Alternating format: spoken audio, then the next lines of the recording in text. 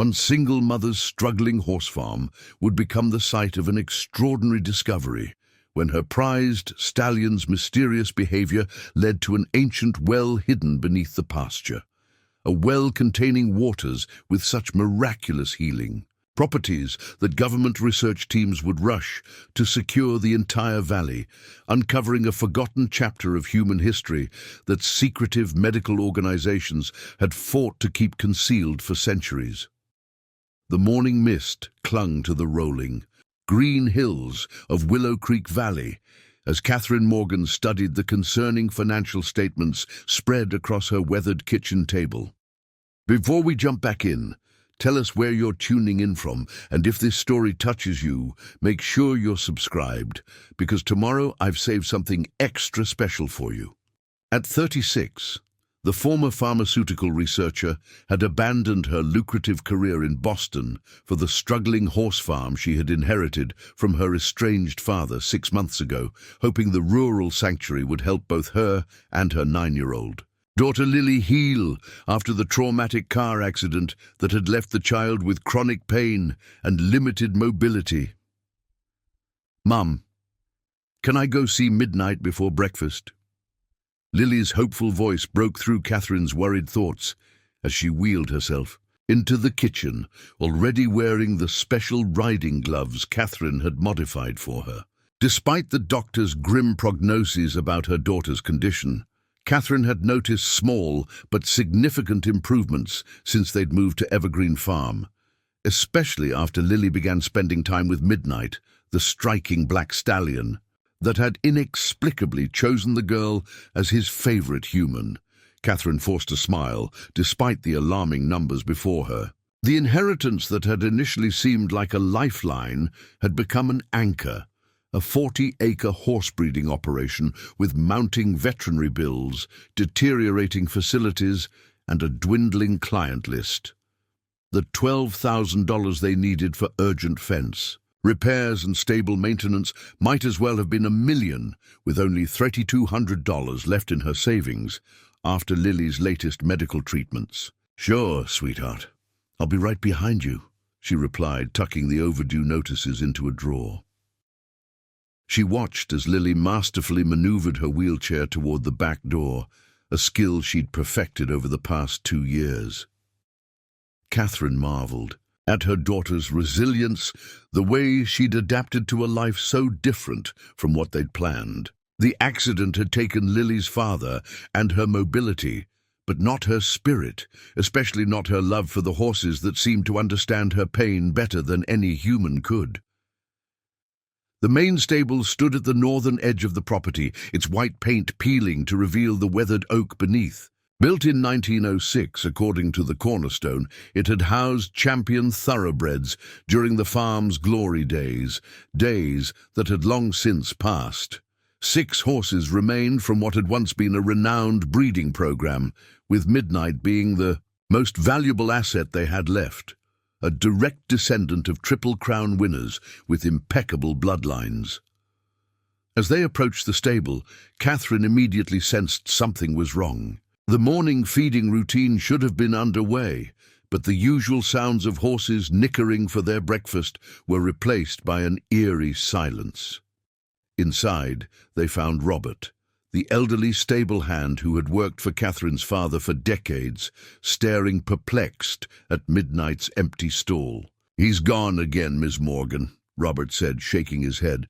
"3rd time this week. No matter how I secure that gate, he keeps finding his way out." "The fence in the south pasture?" Catherine asked, already knowing the answer. "Not a single broken. A board or wire out of place," Robert confirmed. "It's like he's becoming a ghost horse." Lily's face showed no surprise. "He's going to the singing water," she stated with the matter-of-fact certainty that children sometimes possess. "He wants us to follow him this time." Catherine and Robert exchanged concerned glances. Lily's imagination had always been vivid, but since the accident, she occasionally said things that seemed almost prescient, as if the trauma had opened some door in her mind that most adults kept firmly shut. "Singing water?" Catherine asked gently, kneeling beside her daughter's wheelchair. I hear it at night, Lily explained, her green eyes serious. It sounds like voices humming together, coming from the old pasture that you said we shouldn't use. Midnight hears it too. That's why he keeps going there. The south pasture had been abandoned years ago, according to Robert. Something about the ground becoming unstable and horses developing unusual behaviors when grazing there. Catherine's father had expressly forbidden anyone from using it in his will, one of many peculiar restrictions he'd placed on the property. We should find Midnight before he hurts himself, Catherine decided, reaching for her boots. Robert, can you get the ATV ready? We might need to bring him back from a distance. The morning sun had burned away most of the mist as they followed the hoof prints across the main grazing areas and toward the forbidden pasture. The tracks led directly to the rusty gate with its faded no entry sign, a gate that was still, securely padlocked despite Midnight somehow being on the other side. How does he keep getting through? Catherine wondered aloud, examining the intact lock and chain. Magic, Lily whispered, her eyes wide with certainty rather than fear. Beyond the gate, the south pasture looked strangely different from the rest of the property. While the main fields were lush with Kentucky bluegrass and clover, this area was dotted with unusual wildflowers Catherine had never seen before, vibrant blooms with almost luminescent petals that seemed to pulse gently in the morning light. The air felt different too, charged with an energy that made the hair on Catherine's arms stand up. Robert used bolt cutters to remove the old padlock, and they cautiously entered the forgotten pasture. In the distance, they could see Midnight, standing perfectly still in the center of a circular depression about 30 feet wide. The stallion wasn't grazing or moving, just standing as if waiting for them, his ears perked forward in their direction. He's guarding it, Lily said, pointing toward the depression. The singing water. It's under there. Catherine's scientific mind immediately began calculating possibilities. A natural spring, perhaps, or some kind of geological formation that created acoustics that might sound like singing under certain conditions. But as they approached Midnight and the circular depression, she realized something truly unusual was happening. The ground beneath the circle was vibrating subtly, sending tiny ripples through the unusual flowers that ringed the perimeter, and there was a sound, faint but unmistakable, a harmonious humming that seemed to come from deep below the surface. It reminded Catherine of the resonance frequency experiment she'd conducted during her pharmaceutical research, but with an organic quality that no laboratory could replicate. Robert, have you ever seen anything like this? She asked, her scientific curiosity temporarily overriding her caution. The old man's weathered face had gone pale. Your father warned me about this place. Said it was why he left the farm to begin, with why he stayed away for 30 years. Said some things should stay buried. Midnight whinnied softly as Lily approached in her wheelchair, the stallion gently nuzzling her outstretched hand. To Catherine's astonishment, the horse then deliberately pawed at the ground in the center of the depression, scraping away layers of soil to reveal what appeared to be an ancient stone rim protruding slightly from the earth. It's a well, Catherine realized, kneeling to examine the exposed stonework. But these aren't regular stones. The visible portion revealed what appeared to be polished marble or alabaster, inscribed with symbols Catherine had never encountered in any historical text or archaeological journal. The carvings seemed to shift subtly in the sunlight, creating an illusion of movement that made her eyes strain to focus. Mom, Lily called, her voice filled with wonder. Midnight wants to show us something important. He says the water remembers what the doctors forgot. Catherine Morgan wiped the sweat from her brow as she struggled to unload feed bags from her battered pickup truck. 2 years ago, she had been presenting groundbreaking research to pharmaceutical executives in air-conditioned boardrooms. Now her days were filled with manual labor and desperate calculations to keep Evergreen Farm afloat. Preparing and narrating this story took us a lot of time, So if you are enjoying it, subscribe to our channel. It means a lot to us. Now back to the story. The transition hadn't been by choice. After the devastating highway accident that took her husband David's life and left Lily partially paralyzed, Catherine's perfect world had shattered. Her once promising career researching cellular regeneration therapies had become impossible to maintain while caring for Lily's complex medical needs. The grief and mounting medical bills had forced her to accept her father's unexpected bequest. The horse farm she'd sworn never to return to after leaving at 18. "Need help with those?" called Robert, emerging from the equipment shed. At 72, the stable manager moved slower than he once had, but his knowledge of horses was unmatched in 3 counties. "I've got it," Catherine insisted, though her arms trembled with exhaustion. She'd been too proud to admit how unprepared she was for the physical demands of farm life, just as she'd been too stubborn to reach out to former colleagues who might have helped her find more flexible research positions. Robert shook his head knowingly. "You Morgans, and your pride. Your father was the same way, worked himself to the bone rather than ask for help." The comparison stung. "I'm nothing like him," Catherine snapped, immediately regretting her tone. "I'm sorry, Robert, it's just he abandoned this farm, abandoned me and Mom, and now I'm supposed to be grateful he left me this financial disaster."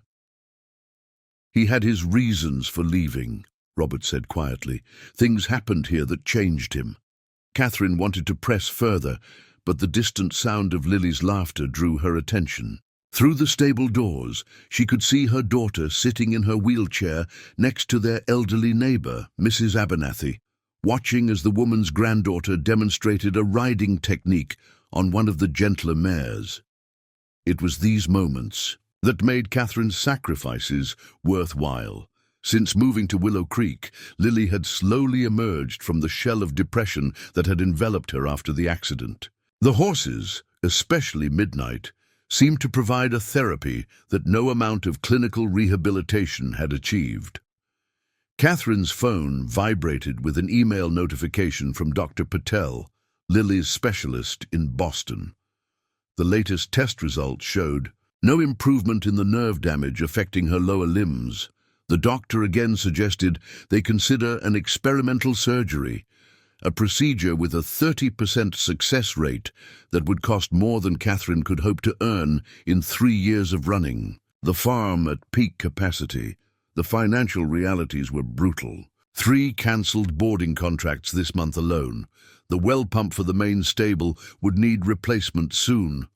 Property taxes were due in 6 weeks, and Lily needed specialized physical therapy equipment that insurance wouldn't cover. Catherine had already sold most of her jewelry, including her wedding ring, just to keep the electricity on. "Ms. Morgan," Robert interrupted her spiraling thoughts. "You might want to see this." He handed her an ancient leather ledger, its pages yellowed with age. "Found it hidden behind a loose board in the tack room. It's your grandfather's breeding records, but there's something else in here too, notes about the South pasture." Catherine flipped through the brittle pages, her researcher's eye immediately drawn to the meticulous documentation. Breeding lineages, veterinary treatments, sale prices, all recorded with scientific precision.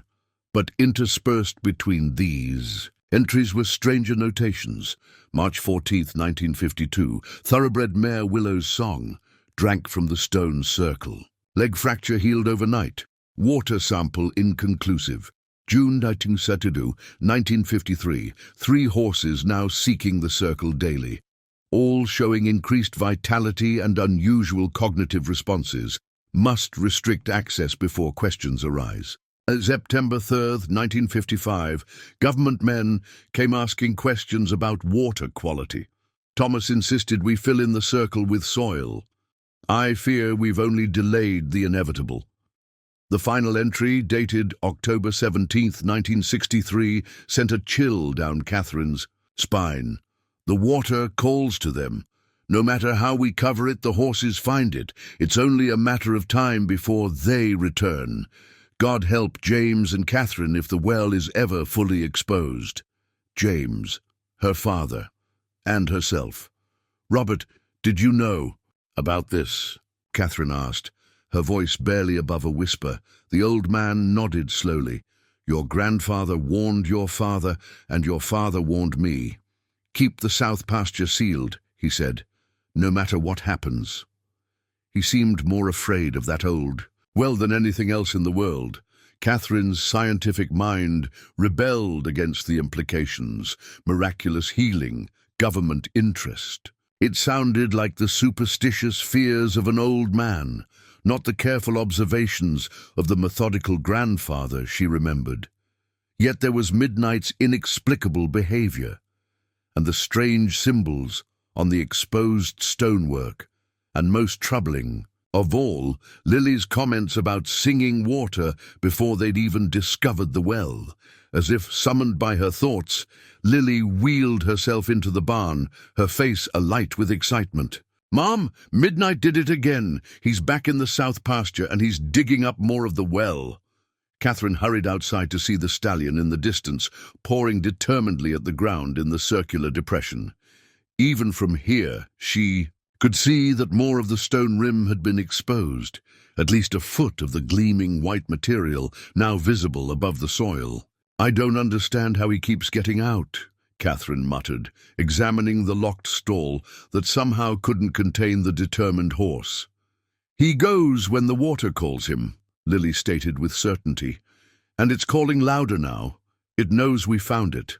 There was something in her daughter's voice, a confidence, an awareness that seemed beyond her 9 years.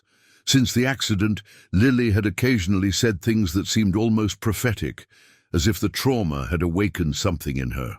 Doctors had dismissed it as a psychological response to trauma, but Catherine was beginning to wonder if something more was happening. Lily, honey, how do you know about the water? About what it's doing? Lily looked up at her mother, her green eyes, so like her father's, filled with a wisdom that made Catherine's heart clench. I hear it at night, Mom. It tells me stories about what it can do, about how it remembers the way things are supposed to be. What do you mean, the way things are supposed to be? Lily gestured to her legs. The way I'm supposed to be, the way everything was before it got broken. Catherine stood in the farm's dusty office, staring at the mounting collection of unpaid bills illuminated by the afternoon sunlight. The bank's final notice regarding their mortgage was the most pressing. She had exactly 3 weeks to make a payment or face foreclosure proceedings. The irony wasn't lost on her. She'd inherited a property that had been in her family for generations, only to become the one who might lose it forever. She massaged her temples, trying to ward off the stress headache that had become her constant companion. The farm's problems seemed to multiply daily. The ancient electrical system in the main barn frequently shorted out. The perimeter fencing needed extensive repairs.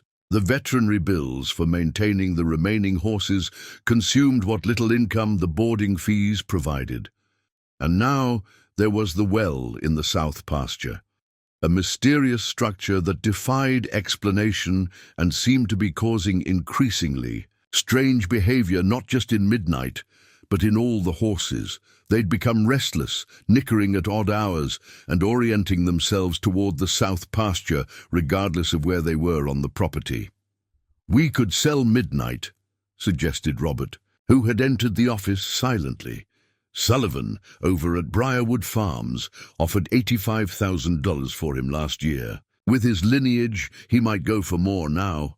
Catherine shook her head firmly. Midnight's not for sale. He's Lily's therapy horse, the only thing that consistently helps with her pain. Besides, she added, glancing toward the south pasture through the window, he's connected to whatever's happening out there. I can feel it. Robert shifted uncomfortably. Miss Morgan, your father had good reasons for sealing off that pasture. Things happened here when he was a boy. Things that scared your grandfather enough to make him fill in that well and forbid anyone from going near it." "What kind of things?" Catherine pressed. Robert's weathered face creased with worry.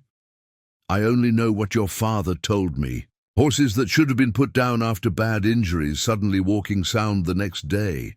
Plants growing out of season. Strange people coming to ask questions. Government types," he said, though he was just a child then. The phone rang, interrupting their conversation. It was Dr. Sawyer, the local veterinarian who had been treating their horses. "Catherine, I've got some concerns about the blood work from Midnight and the others," she said without preamble. "I've never seen readings like these. Their cellular regeneration rates are off the charts, almost as if they're aging in reverse, and there are compounds in their bloodstream I can't identify. Have you changed their feed or water source recently?" Catherine felt a cold knot form in her stomach. "Not intentionally," she replied carefully. "But there's been a situation with Midnight breaking out repeatedly. He's been going to the south pasture, where we discovered an old well." The line went silent for so long that Catherine thought they'd been disconnected. "Dr. Sawyer?" "The old Morgan well," the vet finally responded, her voice tight. "My grandfather was the vet here in the 60s. He had a locked journal he forbade anyone to read. After he died, my father burned it, but not before telling me one thing: stay away from the Morgan water." After ending the call, Catherine stared at her father's ancient desk, remembering how he'd refused to discuss the farm during her childhood, how he'd sold off most of the land and horses before leaving for good. What had frightened him so badly that he'd abandoned his heritage and family? A knock at the door frame drew her attention. Lily sat in her wheelchair, Midnight's halter rope loosely held in her small hand. The massive black stallion stood behind her with unusual patience, his intelligent eyes fixed on Catherine. "Mum, we need to talk about the well," Lily said with uncharacteristic seriousness. "Midnight showed me something important." Catherine knelt beside her daughter. "What did he show you, sweetheart?" "It's easier if I just show you," Lily replied. "Can we go to the south pasture, please?" Every motherly instinct warned Catherine against returning to the site. The rational, scientific part of her brain categorized everything they'd observed as coincidences and superstition.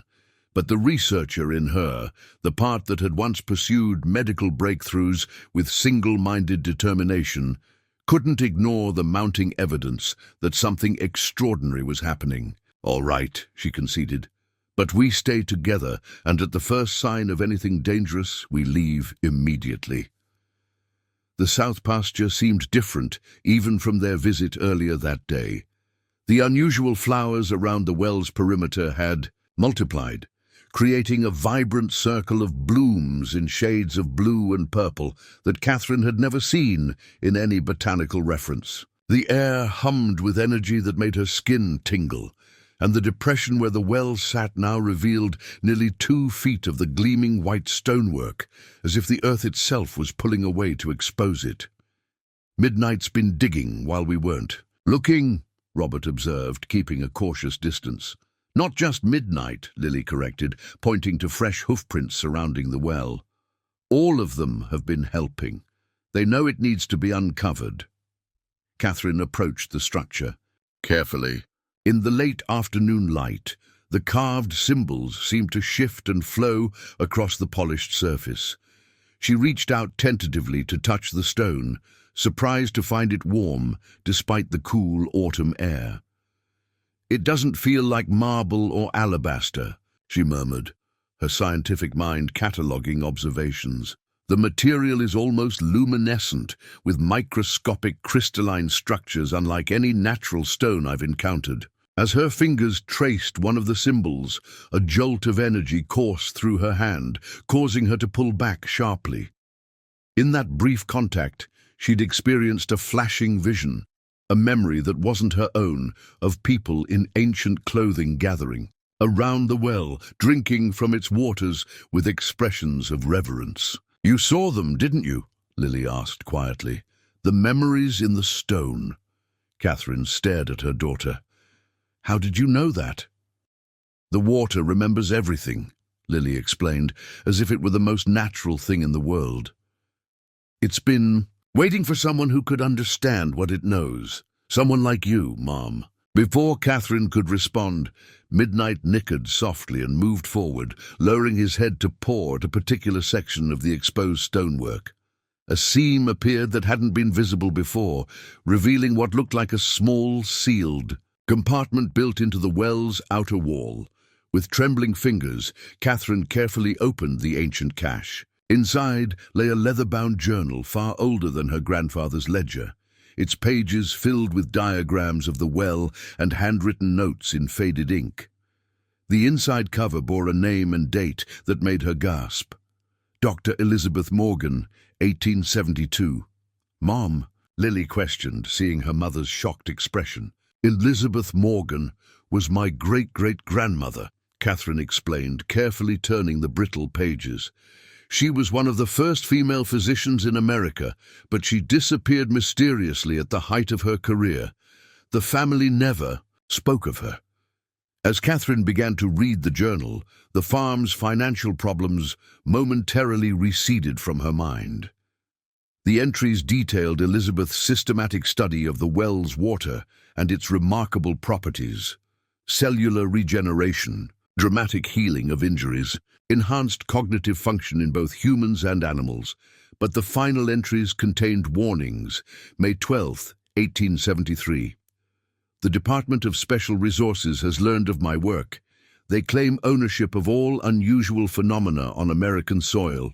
I have concealed the well temporarily, but they are persistent."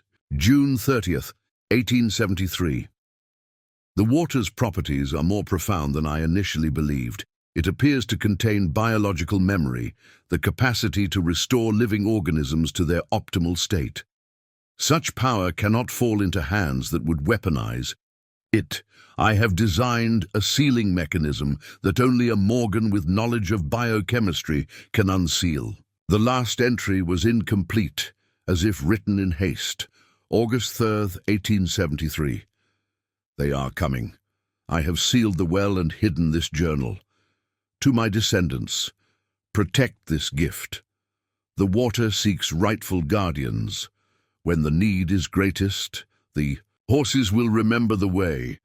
Catherine looked up from the journal to find Lily and Midnight watching her intently, as if waiting for her to understand a truth they already knew. "Mom," Lily said softly, "I think the water wants to help me, and I think that's why we're really here." The evening shadows lengthened across Evergreen Farm as Catherine spread Elizabeth Morgan's journal and her grandfather's ledger side by side on the kitchen table. Lily had fallen asleep on the sofa after dinner, exhausted from the day's excitement, her wheelchair positioned nearby. From where Catherine sat, she could see her daughter's face, peaceful in sleep, in a way it rarely was while awake, when chronic pain constantly etched lines around her young eyes. "What am I supposed to believe?" Catherine whispered to herself, comparing the meticulous notes across generations. Her scientist's mind demanded empirical evidence, controlled experiments, peer review, not mysterious wells and horses with apparent psychic connections to her daughter. Yet the rational explanations were becoming increasingly difficult to maintain. As a pharmaceutical researcher, Catherine had specialized in cellular regeneration pathways. She recognized in Elizabeth's 19th-century observations concepts that modern science had only begun to understand in the last decade: detailed descriptions of telomere preservation, stem cell activation, and epigenetic reprogramming, though described in the language of her time. A soft wicker from outside drew Catherine to the window. Midnight stood in the yard, impossible since she'd personally secured his stall before dinner. The stallion pawed the ground once, looking directly at her with unnerving intelligence, then turned and walked purposefully toward the south pasture. "He wants me to follow him," Catherine realized, grabbing her jacket and flashlight. The full moon illuminated the path to the well, casting the circle of strange flowers in silver light. Catherine gasped as she approached. In the hours since, they'd left. The earth around the well had shifted dramatically, exposing nearly 5 feet of the structure. The symbols carved into its surface glowed with a soft blue luminescence that pulsed like a heartbeat. Midnight stood at the edge of the well, his breath creating clouds of vapor in the cool night air. He nickered softly as Catherine approached, then deliberately dipped his muzzle toward the center of the well. Catherine directed her flashlight beam downward and felt her scientific worldview shatter completely. The well was no longer filled with soil as it had been earlier that day. Instead, a perfect cylinder descended into darkness, its walls lined with the same luminescent white material. But most astonishing of all, approximately 20 feet down, water glimmered, not still and dark as one would expect, but gently swirling with threads of blue and silver light, moving in patterns too orderly to be natural currents. "This is impossible," Catherine breathed. "The excavation alone would have taken a team of workers days." As if in response to her voice, the water's movement intensified, the luminescent patterns forming what appeared to be deliberate shapes. Double helices, cellular structures, and neurological pathways that Catherine recognized from her research. The water was communicating with her. A sound rose from the depths, the singing Lily had described.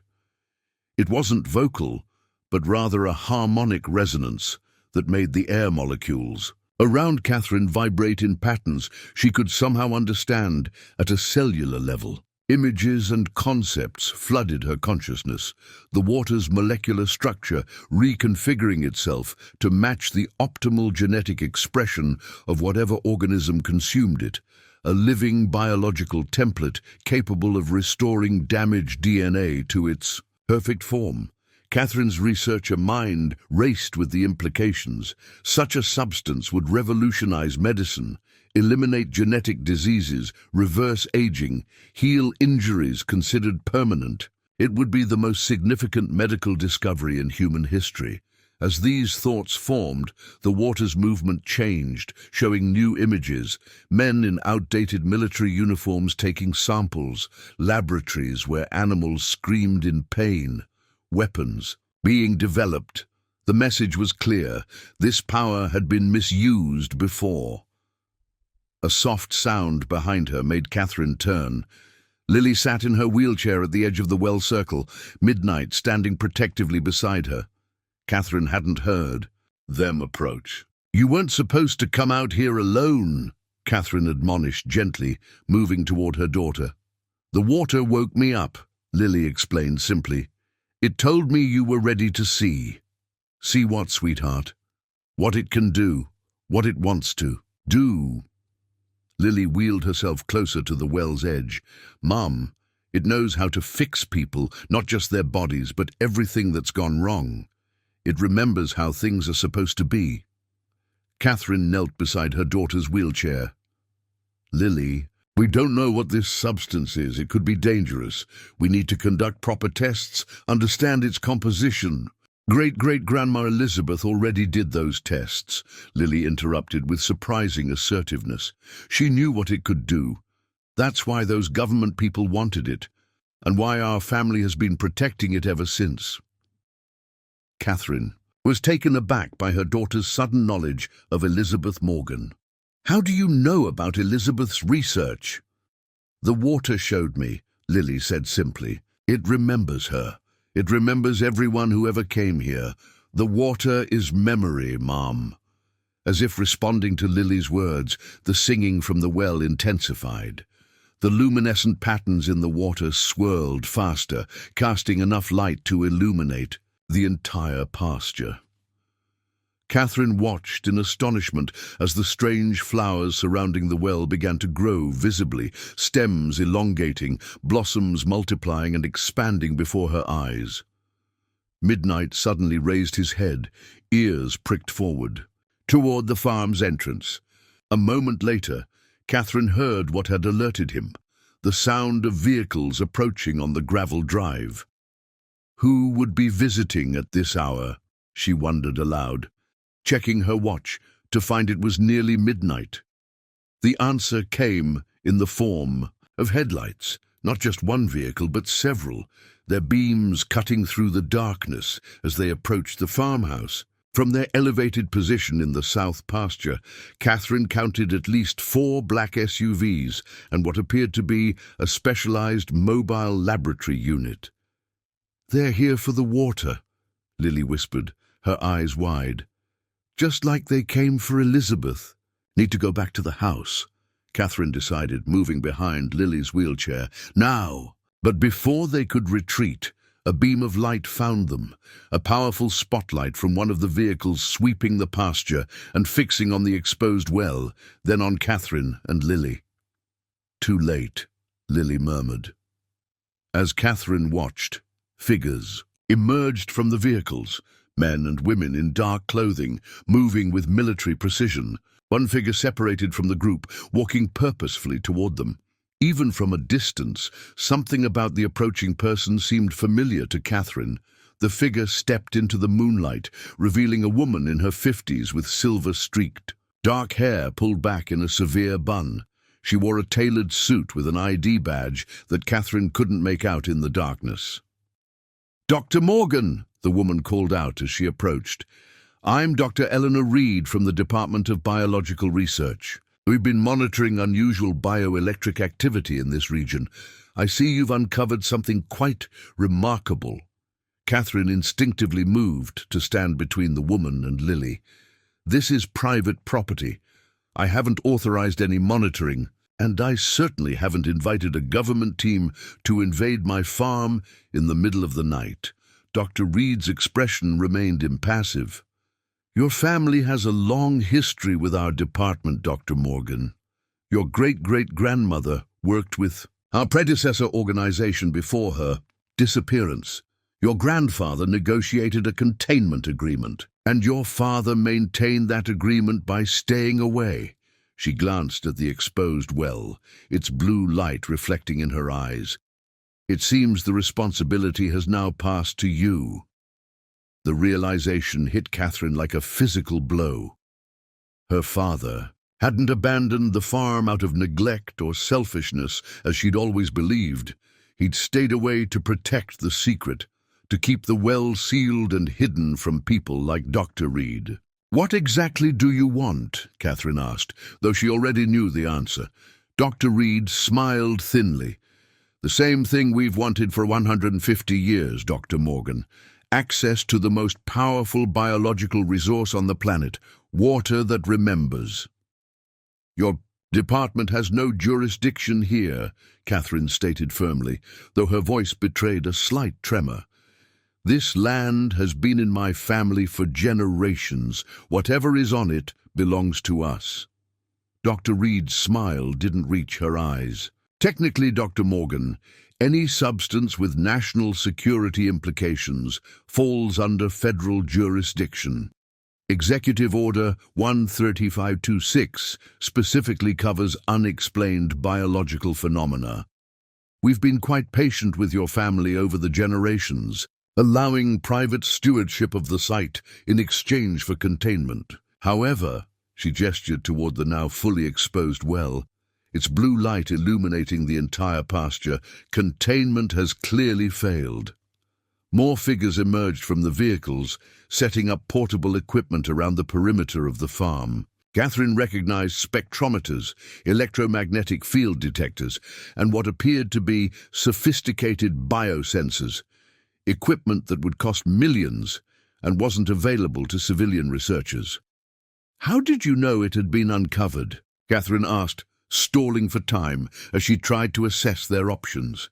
"We've been monitoring this location since 1873, Dr. Reed replied matter-of-factly. "Satellite thermal imaging picked up the unusual energy signature 3 days ago when your horse first began exposing the well. Quite remarkable how the animals respond to it. Another aspect we'd like to study." Lily tugged at Catherine's sleeve. "Mom," she whispered urgently. "The water doesn't like her. It remembers what people like her did before." Dr. Reed's attention shifted to Lily, her gaze sharpening with interest. And what do you know about the water, young lady? Before Catherine could intervene, a tall man in a dark tactical uniform approached Dr. Reed. Perimeter secured, ma'am. The equipment is detecting unprecedented levels of bioelectric activity. Whatever's in that well, it's becoming more active by the minute. Begin collection protocols, Dr. Reed ordered. I want samples from multiple depths and comprehensive scanning of the well structure. Wait, Catherine interjected. You can't just come onto my property and start taking samples. I haven't given permission, and you haven't shown me any court order or warrant. Dr. Reed's expression hardened. Dr. Morgan, perhaps I wasn't clear. This isn't a request, and we're not here to negotiate. Your family has been caretakers of a national security asset for generations. Now that the asset has been compromised, we're assuming direct control.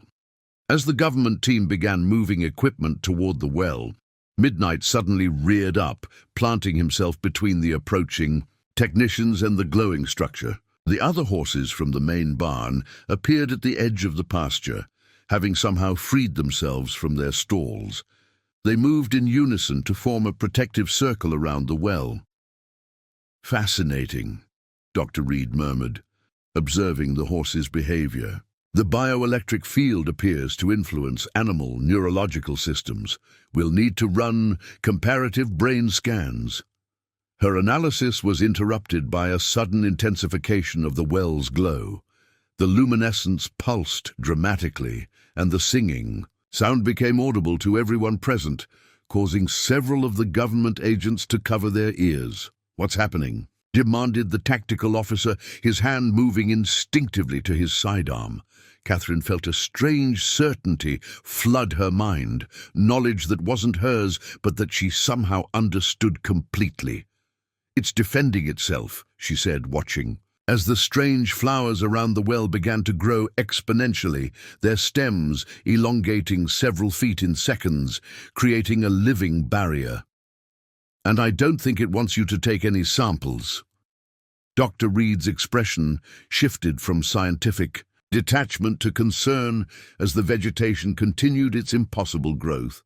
Containment protocols, she barked into her radio. Prepare for biological countermeasures. The night air crackled with tension as government agents in hazmat suits approached the rapidly expanding vegetation. Armed guards established a perimeter, while technicians readied equipment that looked like nothing Catherine had ever seen in conventional laboratories, devices that emitted pulses of energy designed to disrupt biological processes. That won't work, Lily stated with quiet confidence. The water remembers every kind of science humans have ever used against it. It's older than your department. Dr. Reed turned to Lily with renewed interest. And how would you know that, young lady? Before Catherine could intervene, the well's glow intensified dramatically, sending a column of blue-white light straight up into the night sky. The singing sound deepened to a resonant hum that vibrated through the ground beneath their feet. The horses remained unnaturally calm, while the government agents backed away in alarm. It's exceeding all predicted energy parameters, called out a technician, his voice tight with controlled fear. The bioelectric field is expanding exponentially. Catherine watched in astonishment as droplets of luminescent water began to rise, from the well defying gravity to hover in the air like suspended stars. Each droplet pulsed in synchronization with the well's resonant hum. As they watched, the drops began to move with purpose, forming complex three-dimensional patterns that resembled DNA structures, neural networks, and other biological systems. My God, Dr. Reed whispered, scientific curiosity momentarily overriding her authoritarian demeanor. It's communicating through molecular demonstration. This is beyond anything we've encountered. The tactical commander was less impressed. Ma'am, we need to contain this now. Recommend deploying the neutralization field. Dr. Reed hesitated, then nodded sharply. Initialize Containment Protocol 7. From one of the vehicles, agents wheeled out what looked like a sophisticated emitter array mounted on a portable platform. As they positioned it facing the well, Catherine's researcher instincts recognized the technology as something designed to disrupt electromagnetic fields, essentially a biological dampening system. Catherine moved protectively in front of Lily. "Stop! You don't know what effect that could have." Before anyone could respond, Midnight reared dramatically, his powerful body silhouetted against the well's blue light. The stallion brought his hooves down with deliberate force, striking the earth in a rhythmic pattern that somehow harmonized with the well's resonance. One by one, the other horses joined in, creating a thunderous percussion that made the ground vibrate. The suspended droplets of water multiplied until thousands of luminescent points hovered in the air around the well. They began to swirl in, a complex vortex pattern, moving faster and faster until they formed what appeared to be a translucent dome over the entire area, encapsulating the well, the horses, and Catherine and Lily. "The field is stabilizing," shouted a technician. "It's creating some kind of coherent membrane." Outside the dome, the government agents scrambled to adjust their equipment, but when they activated the neutralization field, the energy it emitted simply dissipated against the water barrier, causing ripples of blue light to spread across its surface. Inside the protective dome, Catherine experienced a profound sensation of calm. The air felt charged with oxygen, and the chronic tension she'd carried in her shoulders for years, since long before Lily's accident, melted away. She glanced at her daughter and gasped. Lily was staring at her own hands in wonder. Her fingers, which had been partially contracted from nerve damage, were straightening visibly. Color flooded her previously pale cheeks, and for the first time in 2 years, her legs twitched with spontaneous movement. "Mom," she whispered in awe, "I can feel my toes." The water droplets began to descend gently, covering Catherine and Lily. In a fine, shimmering mist, where it touched Catherine's skin, she felt a tingling sensation followed by waves of vitality, unlike anything she'd ever experienced. Information flowed directly into her consciousness, centuries of accumulated knowledge about healing, cellular regeneration, and the true nature of the well. Outside the dome, Dr. Reed watched with a mixture of scientific fascination and growing alarm as the water barrier solidified, cutting her team off from what was clearly becoming a biological event of unprecedented magnitude. "What's happening in there?" she demanded of her scientists. "I want to know exactly what that water is doing to them." Within the shimmering dome, time seemed to slow as the luminescent mist enveloped Catherine and Lily completely. Each droplet that touched their skin conveyed information directly to their consciousness, not as words or images, but as pure understanding that bypassed normal sensory processing. Catherine saw the well's true nature unfold in her mind. It wasn't just water with healing properties. It was a living biological archive, a repository of evolutionary memory that predated human civilization. The well contained the original genetic templates for every organism on Earth, preserved in a state of quantum coherence that modern science had only begun to theorize about. "It's showing me everything, Mom," Lily whispered, her eyes wide with wonder. "How cells are supposed to work, how bodies are meant to heal themselves, how everything fits together." As Catherine watched, her daughter's legs continued to change. Muscle tone returning to atrophied tissue, nerve pathways reconnecting visibly beneath the skin, which had become almost transparent in the well's light. The damage from the car accident was being systematically reversed as the water accessed Lily's original genetic blueprint and restored it. Outside the dome, Dr. Reed and her team worked frantically to penetrate the barrier, their instruments recording data while specialized. Equipment attempted to disrupt the energy field. Their efforts had no effect on the shimmering wall of water molecules, which had organized themselves into a structure as strong as steel, yet completely flexible. Inside, Catherine received the well's most profound revelation, its purpose and history. Images formed in her mind, the first single-celled organisms on Earth incorporating this living water into their structures, ancient civilizations discovering wells like this one and building temples around them. Her own ancestors being chosen as guardians because they possessed a rare genetic marker that allowed them to communicate with the water consciousness. The Morgan bloodline, Catherine breathed in realization. That's why Elizabeth could study it, why my grandfather protected it, why my father stayed away to keep it hidden, and why it called us home, Lily finished, now standing on legs that had been paralyzed minutes before, why it sent midnight to find us. The stallion approached Lily, gently nuzzling her shoulder as if confirming her understanding. Through the water's communication, Catherine learned that the horses had always been intermediaries. Their simpler consciousness made them perfect conduits for the well's influence, allowing it to reach out when needed. In a cascade of understanding, Catherine saw the full threat posed by Dr. Reed's department. For centuries, they had sought to weaponize the well's power, to control its regenerative capabilities for military applications and restricted medical technologies. They had pursued Elizabeth until she had been forced to seal the well completely and disappear to protect it. Most disturbing of all, Catherine learned that similar wells around the world had been captured and exploited, their living waters reduced to inert substances through improper extraction methods. This well was among the last intact sources on the planet, its consciousness reaching out in desperation to find guardians who could understand its true purpose.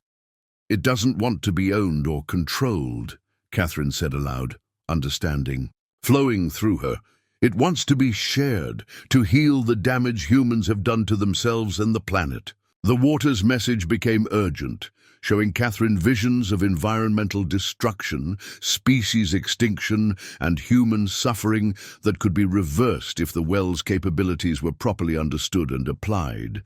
But there was a cost, too. Becoming its true guardian, a responsibility that would transform her life completely. "It's asking us to make a choice, Mom," Lily said, now moving with increasing confidence on her healed legs. "We can keep it hidden and protected, or we can help it do what it was meant to do." Before Catherine could respond, the dome pulsed with warning.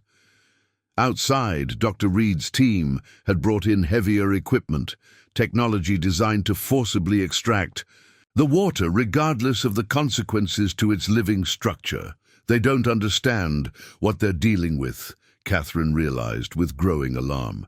If they damage the well's coherence, they could destroy something irreplaceable. The moment of decision had arrived sooner than expected. Whatever choice Catherine made would not only determine her and Lily's fate, but potentially the future of the living water itself.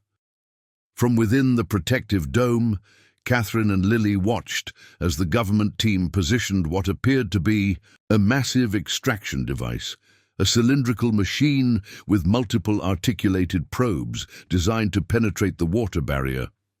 Dr. Reed directed operations from behind a protective shield, her expression a mixture of determination and scientific fascination. "Mom, they're going to hurt it," Lily said urgently. "The water can't maintain the dome and protect itself at the same time." Catherine felt the well's consciousness reaching out to her, conveying complex concepts about its vulnerability.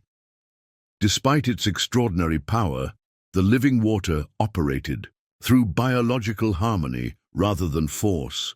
It could heal, restore, and transform, but its very nature made it defenseless against technologies specifically designed to disrupt its coherence.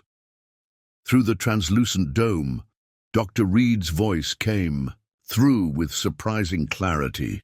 "Dr. Morgan, you have 2 minutes to exit the field voluntarily before we begin forced extraction. We have no desire to harm you or your daughter, but this substance is now under federal jurisdiction." Catherine's mind raced, drawing on everything She'd learned in her career as a pharmaceutical researcher combined with the knowledge the well had shared. She understood now why her family had been chosen as guardians. The Morgan bloodline carried specific genetic markers that allowed them to communicate with and potentially direct the water's consciousness. What happens if they take it? Catherine asked, knowing Lily could also hear the water's thoughts. Lily's face grew solemn. It will die. They'll break it down into components, try to synthesize it, weaponize it. But once they separate it from the well, it will lose its living structure. Within hours, they'll be left with ordinary water and no understanding of what they destroyed. Outside, the extraction machine powered up with an ominous hum. Its probes began to emit pulses of energy that caused visible distortions in the dome's surface. 30 seconds, Dr. Morgan, called Dr. Reed. This is your final warning. Catherine knelt beside the well, placing her hands on its ancient stonework. The symbols carved into its surface were clearer to her now, not mystical runes, but a sophisticated molecular language describing the water's properties and purpose. As a scientist, she had spent her career searching for medical breakthroughs that could help humanity. Now she faced the greatest discovery imaginable and the responsibility that came with it. I need to know if there's another way, Catherine said to both Lily and the water consciousness, a way to protect it without keeping it hidden forever. In response, the water showed Catherine a vision, a network of living systems extending from the well, following underground aquifers that could carry its influence far beyond Evergreen Farm. The well had always been meant to connect to the world, not remain isolated. Its waters could gradually restore balance to damaged ecosystems, heal illness in both humans and animals, and even begin to repair environmental damage on a global scale, if given the chance to establish these connections naturally. As the extraction machine's probes touched the dome, sending painful disruptions through the water's consciousness, Catherine made her decision. Lily, stand back and stay close to midnight, she instructed, her voice calm despite the chaos unfolding around them. Catherine placed both hands deep into the well itself, allowing the living water to flow over her skin. Using the genetic connection the water had shown her, she focused her will and scientific understanding to direct the well's defensive response. The effect was immediate and dramatic. The dome's structure changed, becoming less visible but exponentially stronger. The extraction machine's probes, designed to collect water samples, suddenly found nothing to grip, as the water molecules reconfigured themselves into a state that couldn't be conventionally processed. Outside, alarms blared as the equipment overloaded. Dr. Reed shouted orders as technicians scrambled to adjust settings. The electromagnetic readings are off the charts, one scientist called out. It's changing its molecular structure faster than our systems can analyze. Catherine felt the well's consciousness merge partially with her own, guiding her actions. With newfound clarity, she stepped to the edge of the dome and addressed Dr. Reed directly. You need to withdraw your equipment immediately, she said, her voice carrying unnatural authority. The well is a living system, not a resource to be exploited. If you continue this attempt at forced extraction, you risk triggering a defensive response that could permanently alter the groundwater throughout this entire region. Dr. Reed's expression hardened. That's a risk we're prepared to take, Dr. Morgan. The potential applications of this substance are too valuable to... Her words were cut short as the ground beneath the extraction machine began to tremble. Cracks formed in the earth, spreading outward from the well in a perfect geometric pattern. From these fissures, tendrils of luminescent water emerged, wrapping themselves around the machine's base and shorting out its electrical systems in cascading. Sparks! Fall back! Full evacuation! The tactical commander ordered as more equipment began to malfunction. Catherine felt the well's power flowing through her, a responsibility both terrifying and exhilarating. She understood now what Elizabeth Morgan had discovered a century and a half ago. Not just the water's healing capabilities, but its consciousness and purpose. "This is your only warning," Catherine called out to the retreating team.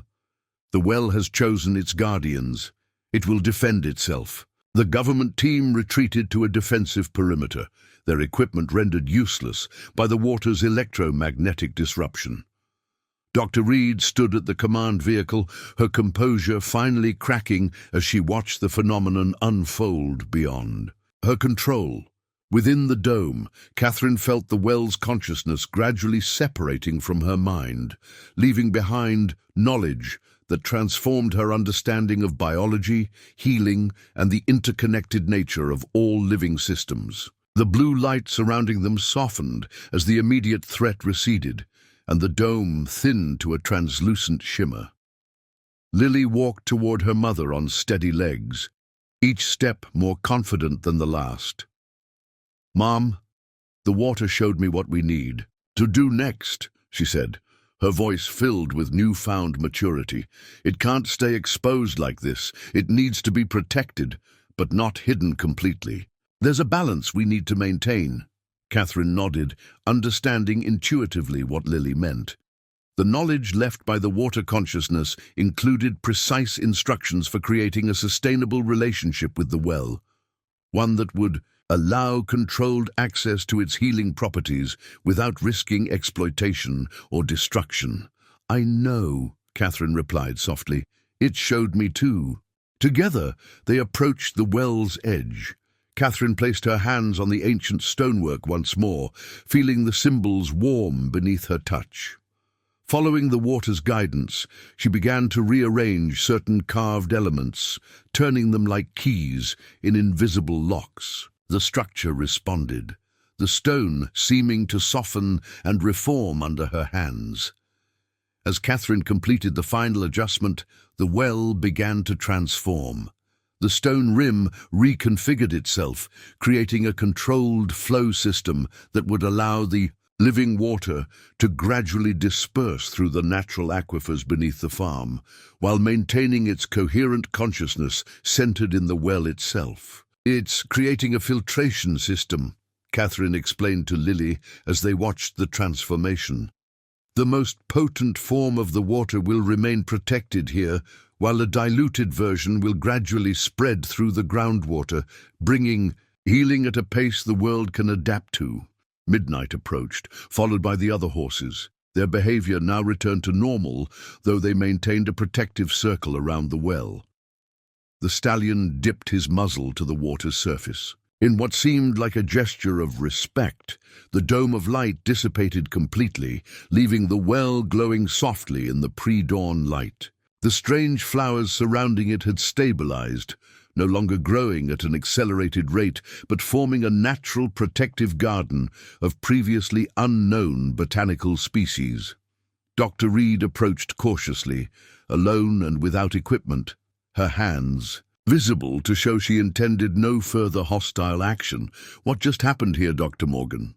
she asked, scientific curiosity momentarily overriding her official mandate. Catherine stood to face her, a new confidence in her posture. "The well has established a new equilibrium. It's a living consciousness, Dr. Reed, not a resource to be exploited. My family has been its protectors for generations, and now we understand why. You expect me to report to my superiors that we're simply going to leave an unprecedented biological phenomenon under the control of a private citizen?" Dr. Reed's tone was incredulous. "No," Catherine replied calmly.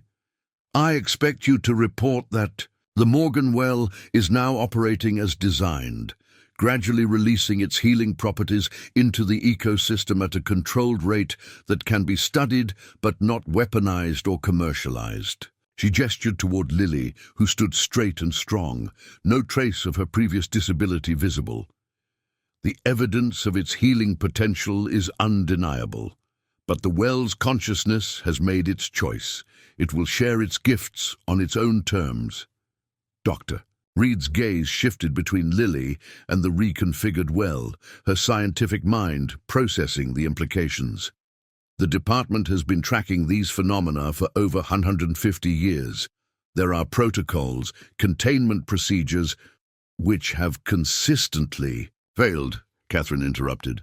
Because you've approached the living water as something to be controlled rather than partnered with.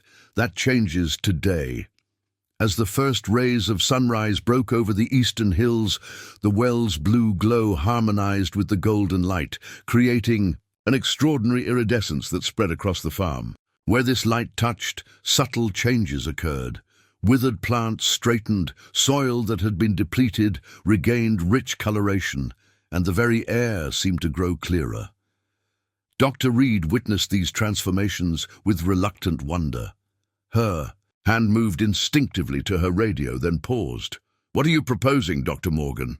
Catherine had prepared for this moment, drawing on both her scientific background and the well's imparted knowledge. "A research partnership. Your department provides protection and prevents exploitation. My family maintains guardianship of the well itself, and together we study its effects in a controlled, ethical manner. No extraction, no weapons applications, no patented drugs, just knowledge that benefits humanity." She extended her hand, not as a subordinate accepting authority, but as an equal offering collaboration. "Your department has sought the secret of this water for generations. Now you have a chance to understand it properly, with the cooperation of both its guardian and the water itself." After a moment's hesitation, Dr. Reed took the offered hand. "I'll need to consult with my superiors. This is unprecedented." "So, is everything about this situation?" Catherine replied with a slight smile. "But I think even bureaucracy can adapt when the evidence is standing right in front of you."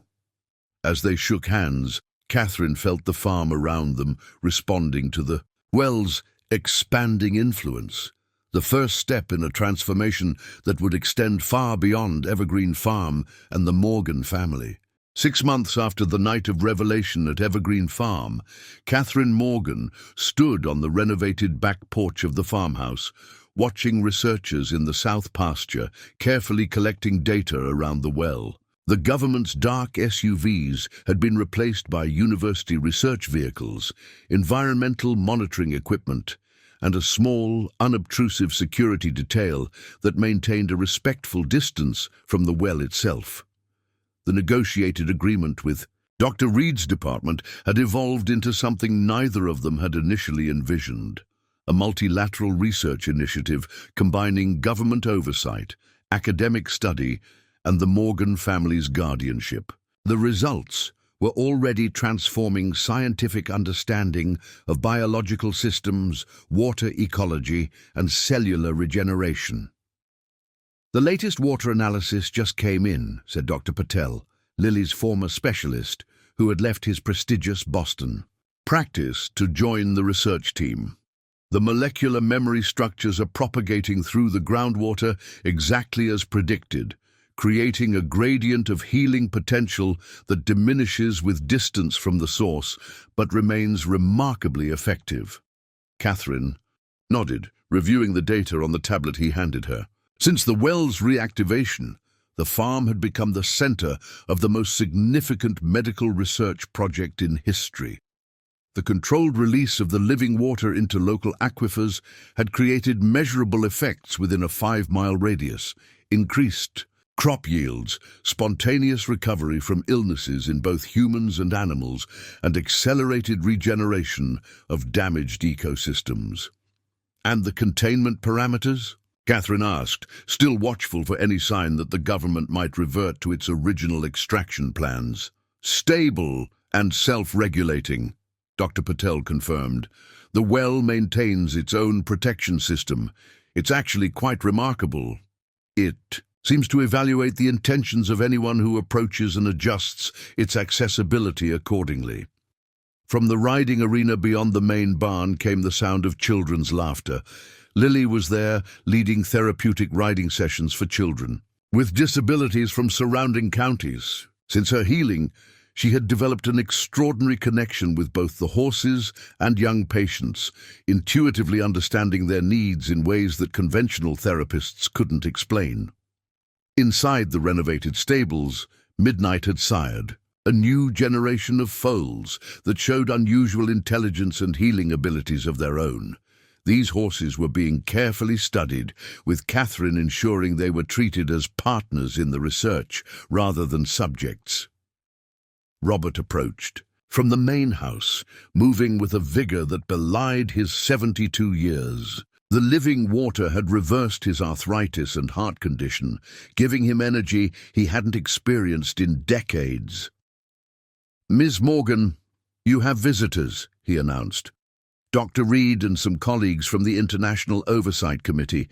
The negotiated agreement had expanded to include representatives from global health organizations, ensuring that the well's benefits would be shared equitably rather than monopolized by any single government or corporation. It hadn't been an easy process. Powerful pharmaceutical companies and military interests had fought fiercely against the open access protocols Catherine had insisted upon, but the undeniable results of the well's influence had eventually overcome opposition. Dr. Reed, now serving as liaison between government agencies and the Morgan Trust, had undergone her own transformation. Her initial approach of control and exploitation had gradually shifted to genuine scientific wonder and respect for the living water's autonomous nature. "Catherine," she greeted, climbing the porch steps, "the results from the regional hospital network are beyond anything we anticipated. Patients with conditions deemed terminal are showing spontaneous remissions. The diluted water introduced into the municipal supply is causing system-wide health improvements. We're seeing a 40% reduction in inflammatory conditions across the entire county." Catherine welcomed the researchers, but noted the concern in Dr. Reed's expression. "There's something else, isn't there?" Dr. Reed nodded. "Our satellite monitoring has detected similar energy signatures at 3 other locations globally, sites that align perfectly with Elizabeth Morgan's journal entries about sister wells. It seems your great-great-grandmother knew about a network of these living water sources." The revelation didn't surprise Catherine. The well's consciousness had gradually shared more of its history, showing her visions of an ancient time when such wells had existed worldwide, forming a healing network that maintained balance in Earth's living systems before human interference had disrupted them. "The water remembers them," Catherine said simply. "It's been trying to reconnect." 5 years later, Catherine stood on a podium at the newly established Morgan Institute for Biological Harmony, addressing representatives from 42 countries. Behind her, a holographic display showed the global network of 7 reactivated wells, each now protected by local guardians who, like the Morgans, carried the genetic markers allowing communication with the living water. What began as a desperate struggle to save a family farm has revealed a forgotten system of planetary healing, she explained to the assembled delegates. The living water doesn't just repair individual organisms, it restores balanced relationships between species, ecosystems, and the environment itself. It remembers how things are meant to be. Lily, now 14 and developing into a brilliant researcher in her own right, managed the practical demonstration area where visitors could witness the water's effects firsthand. Under her guidance, the Institute had developed protocols for sustainable water sharing that prevented depletion while maximizing benefits. The transformation extended far beyond medicine. Agricultural systems influenced by the wells had become self-sustaining, requiring no pesticides or artificial fertilizers. Wildlife populations showed recovered genetic diversity. Even climate patterns had begun to stabilize in regions surrounding active wells. Yet perhaps the most profound change had been in human understanding. The living water's consciousness had revealed an ancient truth that modern science was only beginning to comprehend. that all life existed as an interconnected whole, with each individual organism playing a role in a greater living system. As Catherine concluded her address, she reflected on the journey that had brought them here. What had begun with a single mother's desperate attempt to save her struggling farm had evolved into a movement that was gradually healing the deep wounds humanity had inflicted on the planet. Midnight, now an elderly horse but still vital thanks to the well's influence, watched from a specially designed observation area. His descendants carried the special connection to the living water worldwide, serving as intermediaries between the wells and their new human guardians. The ancient well on Evergreen Farm continued to pulse with gentle blue light, its waters flowing outward in ever-widening circles of healing and renewal. The Morgan legacy had transformed from struggling inheritors to planetary healers, guardians of a system far older and wiser than human civilization itself. And somewhere, Catherine knew, Elizabeth Morgan was smiling, her work finally completed, her vision of healing realized not through control or exploitation, but through partnership and respect for the living memory that flowed through all water on Earth. Up next, you've got two more standout stories right on your screen.